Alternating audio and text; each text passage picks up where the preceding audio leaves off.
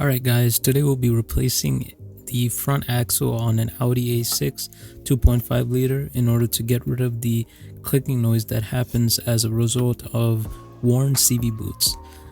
The worn CV boots allows the grease to escape and debris to enter, and ultimately it just ruins the axle. So to get started, here are the tools that you will need for this job. A few different size extensions, a marker, different size screwdrivers, magnetic bolt holder, medium strength thread locker, some brake clean and WD-40, some source of lighting, a torque wrench that goes to at least 140 foot-pounds, a rubber and metal hammer, 10mm triple square socket, 17mm Allen hex socket, 6mm hex Allen socket for the axle shield, a pair of wheel chocks, 17mm socket, magnetic pickup tool. This one's optional, but you can use an impact wrench, a cheater bar, shop towels, a socket and wrench set like this, and finally a floor jack and a pair of jack stands. I forgot to take a video of this part, but first start off by removing this plastic center cap using a small flat screwdriver or a metal pick. Just work your way around the edge until it pops out. Before lifting the vehicle, you need to first loosen the axle bolt. Start off by seating the 17mm Allen socket into the axle bolt, and then use a 1/2" drive ratchet with a cheater bar for leverage in order to break the axle nut free. Next, make sure to break all the lug nuts free, but don't remove them. Alright, now lift up the front of the vehicle using a jack and make sure to securely support the vehicle using jack stands. And just for added safety, lightly support the vehicle with the floor jack. Also, make sure to chalk off the rear tires in order to prevent the vehicle from moving. Next, we need to remove this axle heat shield. So here's where the 3 bolts are. There's 2 here and 1 on the right side. To remove these bolts, use a 6mm hex socket and a few extensions to break it free and remove it all the way. Same process for the next bolt, break it free and remove. And that's the last one. So now you can remove the heat shield.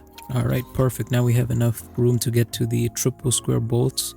In order to do that, use this 10mm triple square Allen socket. I'll be sure to leave a link to it below. Before removing the bolts, first use a screwdriver or a thin 1/4" extension rod like I'm using and wedge it in right up to the upper caliper bracket to prevent the axle from spinning while you are trying to remove the bolt. Now seat the triple square socket in place with a hammer. Then use a few extensions, break the bolt free and remove the rest of the way. The process is the same for the rest of the 5 bolts. Remove the rod, turn the axle, put back the extension rod, tap the socket in place, break it free and remove.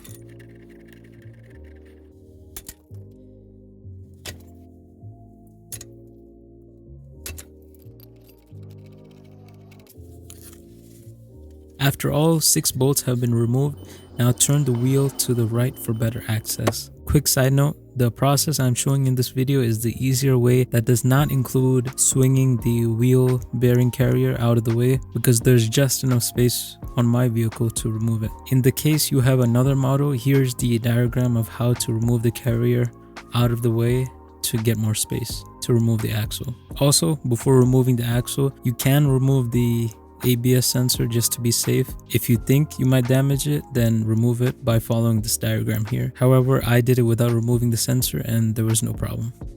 Alright, so to remove the axle, all you need to do is move this side of the axle this way first, and then you can slowly remove the side of the axle attached to the hub by gently tapping on the axle bolt with a hammer and loosening until you are able to pull it out from the other side. Then you'll be able to just slide out the axle.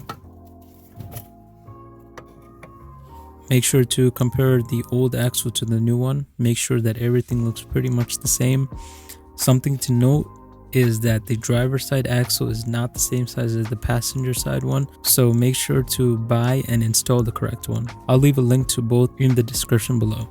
Alright, now let's get to installing. First, slide the new axle like this towards the open space in that corner. Then align the other side to the hub and gently push it in all the way.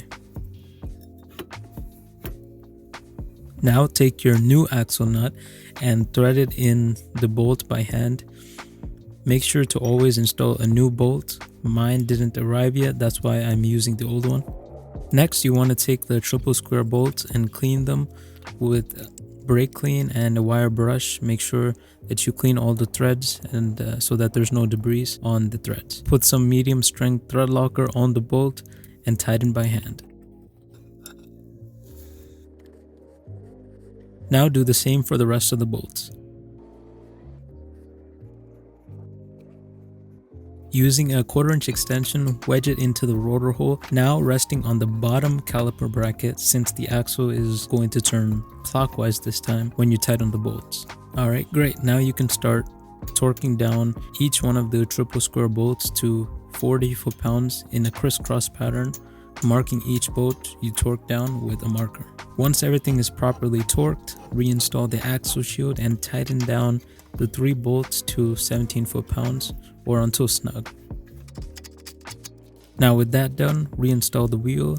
You can use copper anti-seize on the wheel mating surface just so it will be easier for the next time that you remove the wheel.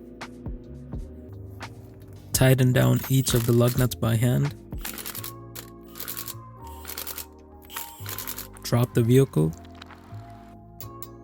and then tighten the lug nuts to 90 foot-pounds in a crisscross pattern. In order to fully torque the axle bolt, first torque down the bolt to 140 foot-pounds along with a 180-degree turn using a cheater bar. Since my axle bolt didn't come in yet, that's the reason why I didn't torque it all the way.